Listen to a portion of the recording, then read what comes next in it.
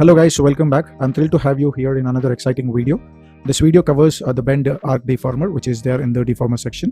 So I would like to cover all the details about this tool in this video. Bend Arc is a deformer in the ZBrush. So right now I've got a simple sphere model. So I just wanted to make it into a cylinder to explore the Bend Arc. So to make it a cylinder, I would like to select the move tool from here and then go to the gear button here and then just choose the polycylinder, which gives up this model. It has got two options. One is the subdivision along the z-axis and then subdivision along the x-axis. More subdivisions will help us deform smoothly. So once that is done, I will select the move tool and then scale it long. So I've got this model. Now I can select this model and bend it. So to bend it, I'm going to choose the gear button and then choose the Bend Arc Deformer.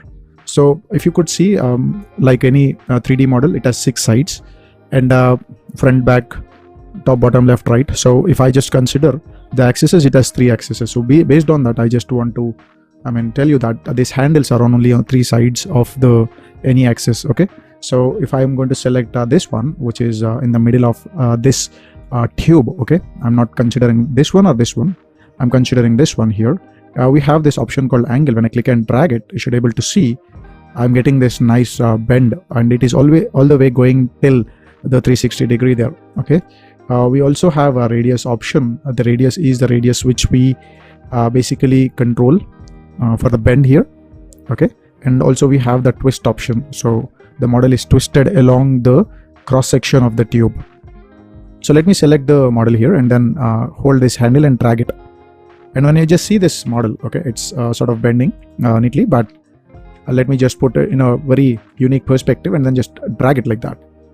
And then you should be able to see the bend is affected more on the viewing angle rather than the model or the axis here. You should be able to see when I'm in the orthographic front, it looks pretty good, but when I'm just placing the model is on the top and I'm just clicking and dragging, you're getting that cone-like shape. So this is something we should really look into.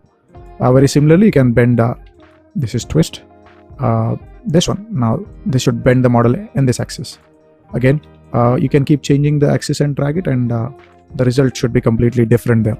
So Bend Arc is generally useful for deforming the model into more angled shape here. Okay guys, I hope you enjoyed the video. If you find it helpful, don't forget to hit the like button and support the channel.